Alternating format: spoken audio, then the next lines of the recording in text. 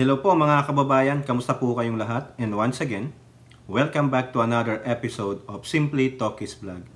Ang pag-usapan natin mga kababayan ay ito na namang si Sara Duterte kasi meron na namang bad news sa kanya. Dahil nga sa patuloy niyang katangahan, pagiging maldita, at pagkampi sa isang wanted fugitive. At ganun din po yung kanyang kapatid na mayor ng Davao na totolog-tolog sa kangkungan, may tinatanong sa kapulisan. Mukhang hindi nagbabasa ng balita, yung tanong niya matagal nang nasagot ng pulis. Kita nyo, di ba, napaghahalata talaga itong kupal na mayor ng Davao. Kupal talaga. Dahil lang sa pangalang Duterte, kaya naging mayor ng Davao. Kawawang mga taga Davao City. Pero bago po tayo magpatuloy, mga kababayan, tayo po ay magbibigay pugay at pasalamat sa lahat ng ating channel members, followers, mga nagla-like at nagsishare ng ating mga videos, sa mga nagbi-video replay, sa mga nagsishare ng kanilang blessings. Katulad po ni Ate Wanabet from Japan. Siya po ay nagpa-super thanks. Nandun na po sa ating community, nakapost na po doon. Again, maraming salamat po Ate Wanabet sa walang sawa niyong pagtulong, pag-share at pagsuporta sa ating mumunting channel. May God bless you po, no? Sana wag po kayong magsawang sumuporta sa ating channel. At ganun din po sa mga nakakasama natin sa ating video premiere and live stream dyan po sa very lively na comment section, no? O kaya dyan sa ating chat box. Mabuhay po kayong lahat and hindi ko na po kayo maisa-isa.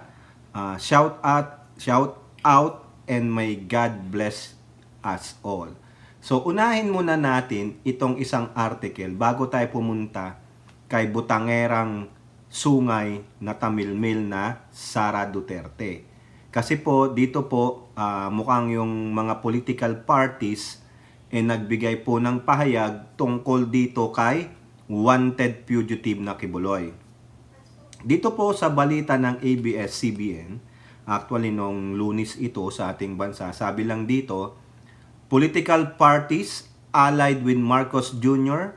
admin back PNP operations versus Kibuloy. Sumusuporta po sila. No, itong mga political parties na ito. No, sino po ba ito? Okay. In a statement signed by leaders of the Alyansa para sa Bagong Pilipinas, composed of Partido Federal ng Pilipinas, Lakas CMD, Nationalista People's Coalition, Nationalista Party at National Unity Party, the alliance said it stands firmly in support of the PNP as it carries out its lawful duties. Nakakuha na naman ng kakampi ang PNP. Aside kay Talkies, sa mga pro-admin vloggers, no, at sa mayoryang Pilipino, marami pong kumakampi sa ating mga kapulisan na nagsasagawa po ng kanilang mandato, kanilang tungkulin para ipatupad yung warrant of arrest kay Kibuloy dyan sa Davao City, dyan sa kanyang Kingdom of Satan. No? Mabuhay po kayo, General Torre, General Marbil, saludo po sa inyong katapatan ninyo, sa inyong tungkulin. No? Huwag po kayong matakot. Mayorya po ng sambayan ng Pilipino at itong mga grupo ng political parties na umaalyado sa ating Pangulong Bongbong Marcos ay kayo po ay sinusuportahan. Ganun din po ang ilang mga mambabatas. No? Kakampi nyo rin po yan. Okay? So I believe ito po yung meron po yata akong na-download dito na yung paper na yan. I-check ko lang po Ayan po no? Yung Statement of Alyansa para sa Bagong Pilipinas. The Alyansa para sa Bagong Pilipinas composed of Partido Federal ng ganyan. The Alyansa para sa Bagong Pilipinas is resolute in its belief that no one is above the law. We call upon all Filipinos to remain vigilant but calm, trusting in the processes that safeguard our democracy. Our nation's strength lies in our collective adherence to the law, and we must all contribute to ensuring that justice is served. Let us move forward together, upholding the principles of justice, peace, and order for the betterment of our country. Together, let us continue to strive for a just and an orderly society where the rights of every individual are protected and respected. Ayan po, sign si Antonio Lagdameo, Partido Federal ng Pilipinas, Executive Vice President pala siya dyan. Kay Speaker Martin, Lakas CMD. Ronaldo Puno, Chairman, National Unity Party. Kay Tito Sen, President, National People's Coalition. At Mr. Emano, National Director, Nationalista Party. So yun na lang po yung binasa natin. So they are in full support of the PNP operations versus Quiboloy. So ano na Quiboloy, sige na, give up ka na, huwag ka nang magmatigas. Ang mga kulto mo ang nagsasakripisyo. Ha? So tama na, tigil mo na ang kahibangan mo kay Boloy, itigil mo na. It is not good, no? Kasi dahil lang ba sa'yo, uulitin ko, dahil lang ba sa'yo magkakagulo ang mga Pilipino? Dahil lang sa'yo magkakasakitan ang mga Pilipino? Ang tanong, Pilipino ka ba? Mahal mo ba ang kapwa mo Pilipino? No? At higit sa lahat, mahal mo ba ang iyong flock? Yung mga tauhan mo? Diyan sa iyong kingdom? Eh ngayon, parang iniwan mo sila eh. 'Di ba? Hinayaan mo sila ang makipaglaban, parang yung leader, ikaw ang leader ng platoon mo. Nung bakbaka na, ikaw pa ang unang tumakbo. Ay anong klaseng leader ka? Eh di duwag, 'di ba? Ang lang sa'yo, ha? Kumbaga sa kasal, wala yung for worse, for better ka lang. Sa sarap ka lang. Pero pag nandyan na ang hirap, bahala na kayo dyan. Diba? Ganon siya eh. O ngayon, Quiboloy, sino lang kakampi mo? Yung mga ngilan-ngilan, walang milyon, Quiboloy, wala. Kaya better give up, no? Marami pa ditong mga article, mga kababayan, about Quiboloy, pero baka masobrahan naman tayo kay Quiboloy. Dito naman tayo sa iba. Punta na tayo dito sa sinabi ni Harry Roque tungkol sa kanyang idolong si butangerang sungay na si Tamilmil Sara Duterte sa politiko. Naalala nyo, di ba, National Heroes Day nung 26, Lunes sa atin, no? Ano po yan?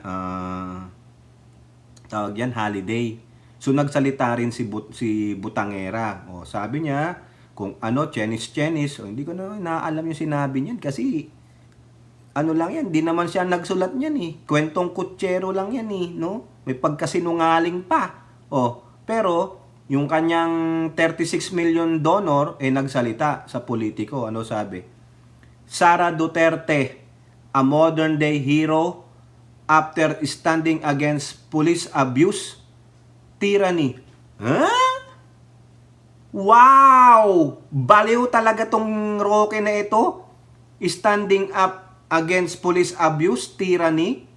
Modern hero daw si Duterte. Tangina. Ganun pala ang modern hero na natin, mga kababayan.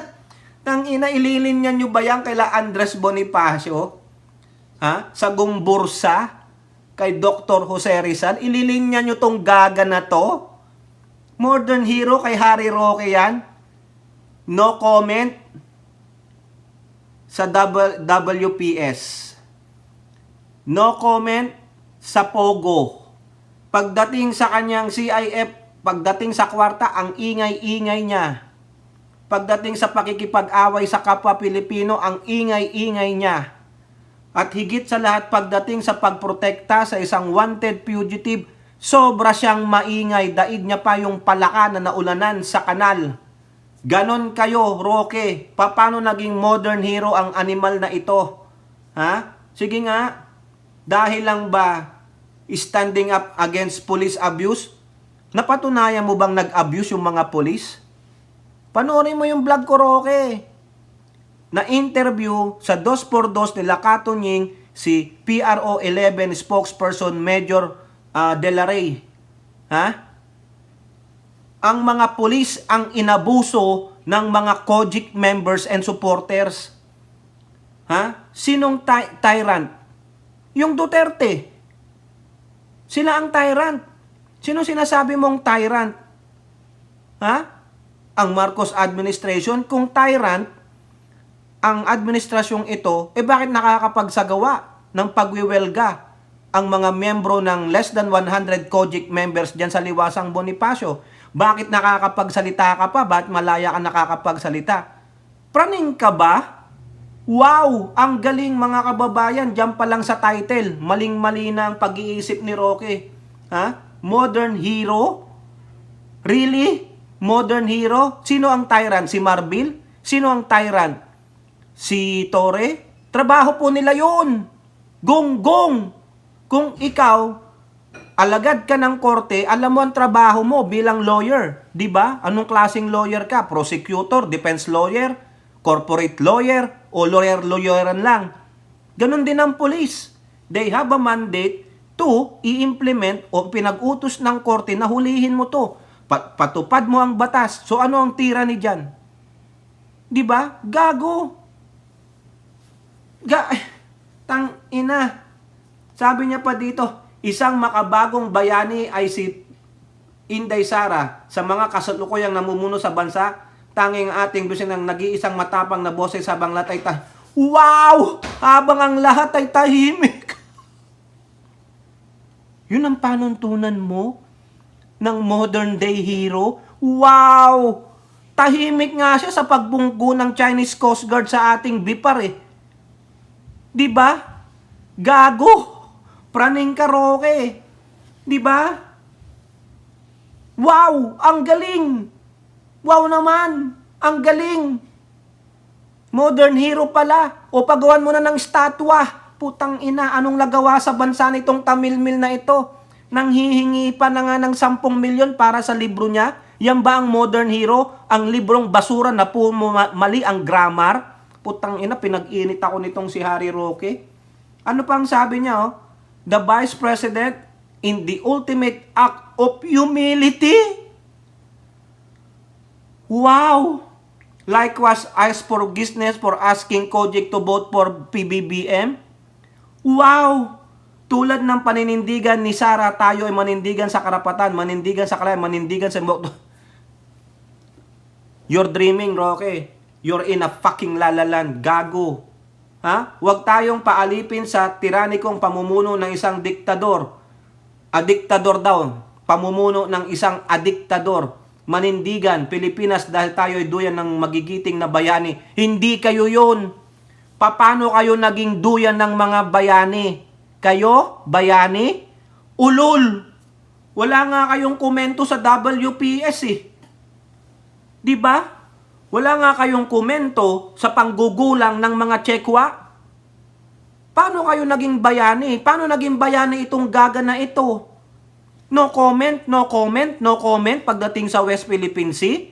Hindi na kayang ipagtanggol ang bansang Pilipinas at ang mga Pilipino laban sa mga Tsekwa. Magbigay lang ng komento sa pangbubuli, pangaharas sa West Philippine Sea sa mga mangingisda, sa mga nagbibigay ng probisyon sa mga mangingisda, sa ating mga kawal. Wala. Tapos naging bayani, lumalaban sa tyrant, may humility. Gago! Paano naging humble ang amo mo? Gago nga siya sumagot eh. Pabalang nga siya sumagot. Hindi siya marunong makikapwa, gago. Walang humility sa amo mo. Sinabi niya mismo. Sabi ng nanay niya, ha? Pakita natin. Ayan oh, tingnan mo yung sinabi niya oh, kay Trillanes. Sabi ng nanay niya na siya ay heartless. Paano nagkaroon ng humility ang isang taong heartless? Roque, wow, ang galing. You're living in a la-la land. Ano, yung mga tao doon may pakpak at lumilipad? Ha? Ulul, Roque. Huwag mo kaming lokohin. Sa bagay, ang naniniwala lang sa'yo, yung mga didisyet na walang utak. No? Nag-uutuan lang kayo. Hindi mo kami mauuturo kayo. Ito, tignan mo, oh. Yan ba? Ha? Oo, yan ba? Tingnan mo. Oh, latest yan, oh. Balita, oh. Okta survey. Ano? Ito, tignan mo, Roque. Malamang di nyo to titignan kasi sasabihin nyo, hindi naman mata si Sara dyan, eh. Di ba? Yung sinasabi mong diktador, wala kang napatunayan, eh. Puro bunganga ka lang. Hinahamon nga kita, eh. Pakita mo yung resulta nung sinasabi mong authenticated na video ng nagpupulburo ng Pangulo, eh. Hindi nyo mapakita, eh. Kasi wala, eh. Ganito lang kayo, laway-laway lang kayo. Daig ninyo pa nga si Toki sa kakadaldal. At least ako pag nagdadaldal, may pruweba. Eh kayo, wala. Eh ano kayo? Sinungaling. Disinformation propagandist ka, Roque. Ha? Di ba? Hindi ka misinformation. Ang bagay sa'yo, disinformation and malinformation. O ito, hindi disinformation ito. Balita ng GMA News, Okta Survey, ano sabi? Marcos trust rating up, Sara dips. Trust rating, ano sa Tagalog? Trust, tiwala. So therefore, gusto mo maniwala kaming modern hero ang idol mo? O walang naniniwala? Bumagsak pa. Kaya inuna ko yun mga kababayan, eh. Gusto ko siyang suplakin, eh. No? Gusto niya may maniwala na modern hero si Tamilmil. Gusto niyang maniwala na may humility ang isang heartless na tao. Heartless nga, eh. Walang empathy yan. Heartless ka, eh. Hindi ka magiging humble. Wala kang humility because you're heartless. You don't feel anything. You freaking idiot. O tingnan mo. Imbis na may maniwala sa amo mo, maniwala na, oy, magaling yan. Oy, mabait yan. Kasi ganito siya. Ay, inday, wag nang ganyan. Ganon, eh. Pero sa totoo lang, pagtalikod, putang ina mo, ang tanga naman ako dyan. Ano bang ginawa nyo sa akin?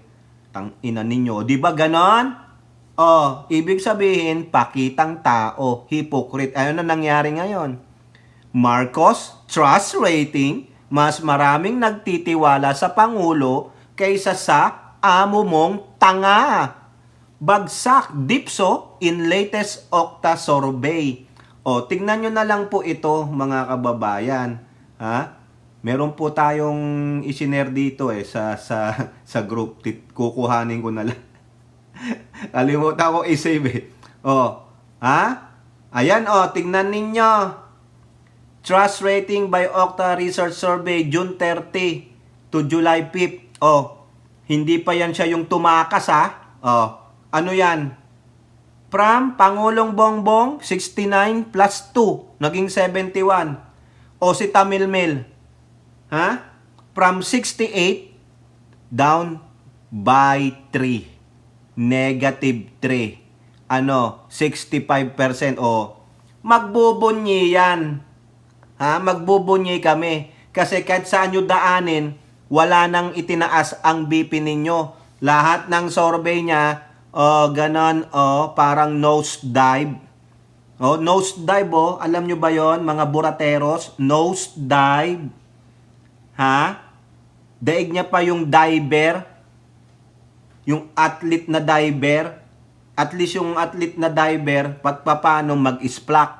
Ito, walang isplak, kasi walang dating. Bagsak! Ngayon gusto mo magtiwala kami sa kanya? Ikaw na lang kaya. Ang hirap talagang bawiin ang 36 million Ilora. Ang hirap. Kaya nga dapat sabihin kay Roque, I hate drugs. Man! Tingnan nyo na lang to. Ay ba ko kung makikita nyo pa yan. Yan na lang, Kung di nyo makita, wala na, di na natin may sasama, no? Pasensya na. Oh, pati performance rating niya, bagsak base sa ulat na to, oh. Ha? 68% of adult Filipinos were still satisfied with Marcos' performance, which is higher by 3%. For Duterte, her performance rating declined to 60% from 64, pati performance rating. Ano pang i-performance rating niya? Nag-quit nga eh. O, ibig sabihin, hindi nagtatrabaho. O, di ba? Sa trabaho, pag ikaw ay pinorformance rating at bagsak ka, ano gagawin? Malamang tegi ka na. Hoy, si Sante ka, wala kang production. Nakakahiya. Ha? Di ba? Dito daw, siyempre, yung mga balance Luzon, wag na natin pakinggan yan. Bayaan nyo na yan. Ang mahalaga sa akin, ha? Bagsak yung amo ni Roque. Performance and trust rating, ha? Wala. Kanta na lang natin siya. It's going down the drain. Namalay nyo mamaya, baka yung susunod naman, kayo naman, baka yung pagdating ng July to August, baka naman umangat-angat naman siya. Diba? Isa lang ibig sabihin ito mga kababayan. Wala na silang political capital. Their capital is negative. May power pa ba sila? Probably sa Davao City na lang. Doon na lang kayo. Balik nunungga na lang kayo. Hindi naman kayo kilala eh. Nakilala lang kayo nung nanalo tatay mo eh. Sa Davao City o sa Davao Region, kilalang kilala kayo. Na mga DDS. Mga dayokdok, Duterte, Suputs, Teros. Di ba?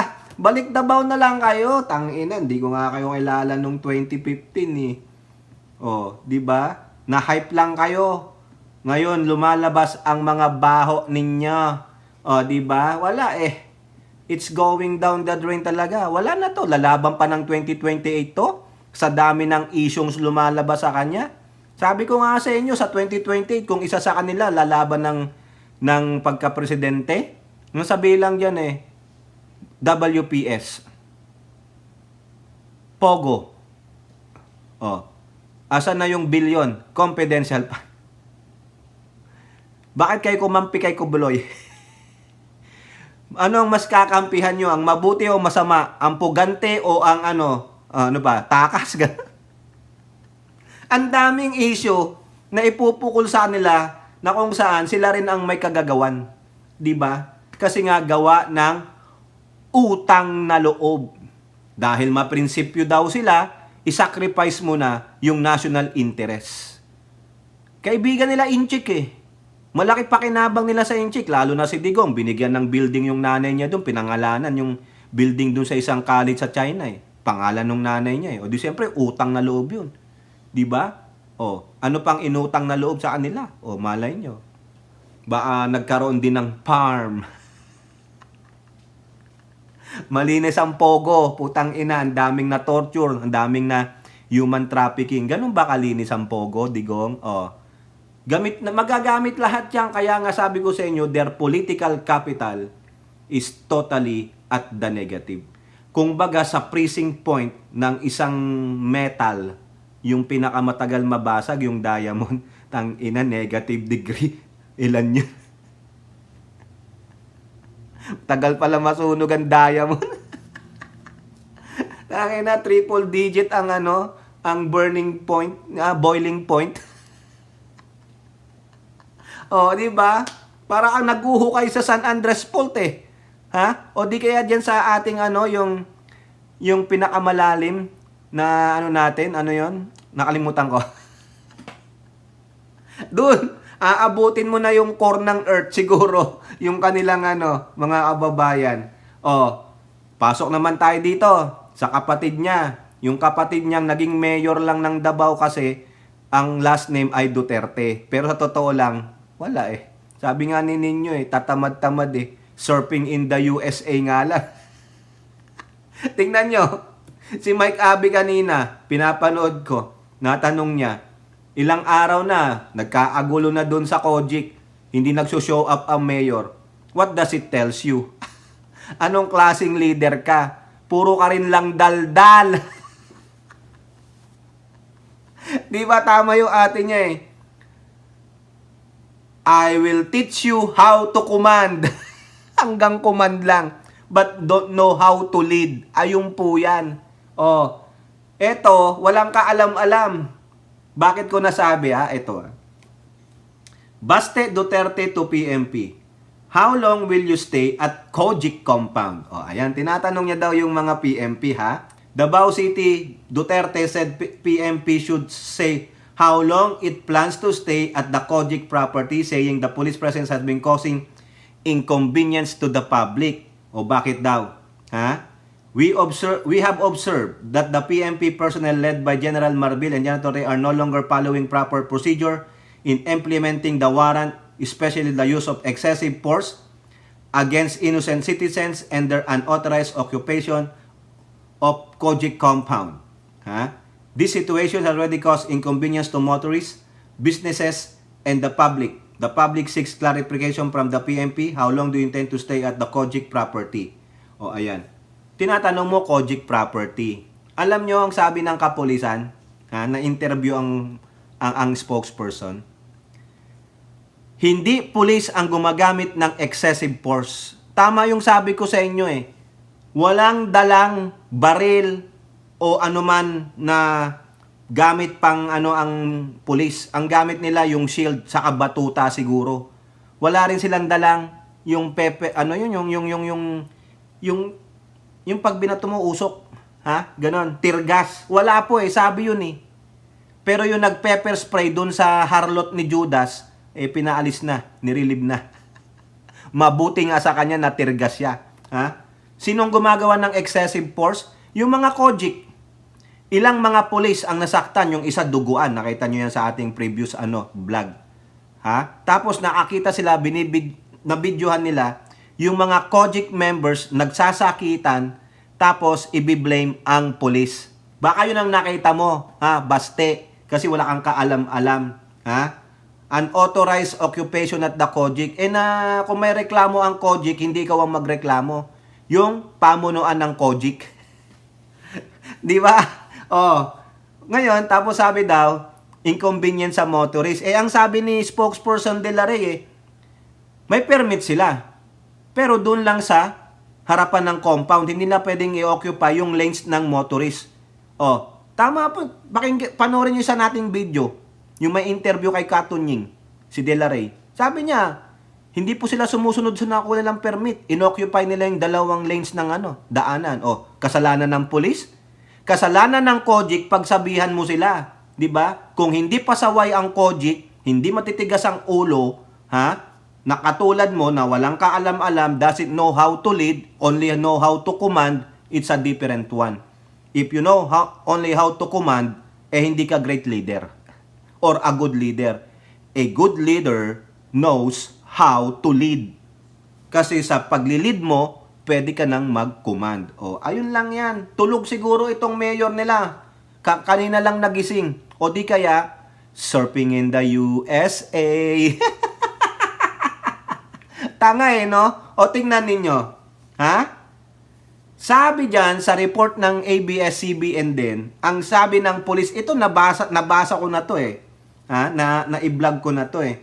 Nabanggit na po ito ni PMP spokesperson yung buong PMP spokesperson siya si Colonel Jean Pajardo. Sabi niya dun sa nabasa ko, pero ganito rin. Pero hindi nga lang nagbigay ng ng timetable. Operation at Kojic compound could end months long search for Kibuloy. Months long. 'Di ba? Months. Kumbaga, indefinite. Ang sabi nga ni Colonel Jim Pajardo, we are in for the long haul.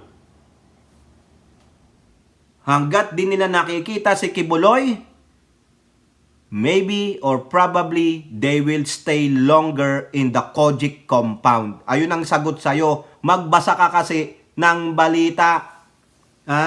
Walang kaalam-alam ang mayor ng Davao City. Bakit ka pa nagtatanong? Di ba? Ay, nako. Wala talaga. Surfing in the USA. Nabasa ko po yung sabi ni Colonel Jim Fajardo eh. We are in for the long haul. O what do you understand about it? Ha? Siguro matalino ka naman baste. Yung sinabi ni Colonel Jim Fajardo, malaman mo na. They did not give you a timetable, no? Pero sabi dito, could end months long. Months long. You don't know, maybe a month, or 2 or 3, pero may S eh, months. Hindi naman sinabing month long lang. O, di ba, naintindihan mo naman siguro yan. Kung hindi, mag-surfing in the USA ka na lang. O, di ba, bokya? Bokya yung ate, kasi ang yabang ni Harry Roque. Paano na bokya yung ate? Nilabasan ng survey, trust and performance rating, bagsak. O ito, nagtatanong sa pulis, yung pala nagbigay na ng statement ang pulis. O, di ba? Bobo. Dapat dito sa mga anak ni Digong, dapat dito magkakainto ng mga maning hubad eh. Para naman tumalino kayo, tapos lagyan nyo na ng bawang sa asin, ang sarap niyan. Nakakadagdag po yan ng talino, sa totoo lang, Eloray, oh. Lalo na pag nag-overnight kayo, kumakain ka ng mani, oh. No? Tapos, program ka, gising na gising ka. Tapos yung kasamahan mo, mga tulog na. Tapos sabihin, Bray, 1 oras ka lang matutulog, ha. Tapos ito, natapos ko yung procedure ko, ikaw na. Tapos yung nakita ko si Bray. Ay, sabi ko, tuloy ko na nga to. Baka pag gising niya, mali-mali pa yung program. Bawi na lang ako sa umaga. Sabi ko. Mga ganon ka pulong. Ay, pulong, ganon ka baste. Nag-overnight. Ay, sige, wag na. Ako na lang bibili ng merienda. Utang ina. Anong klaseng kagrupo? Ayan, di bale, at least naging mayor naman ako. Wala kayo. Kasi, Duterte ako. Takina. Walang kaalam-alam, no? Naging mayor ng Davao. Ayun, nagtatanong. Hindi marunong magbasa ng balita, eh. Di ba? Kasi surfing in the USA.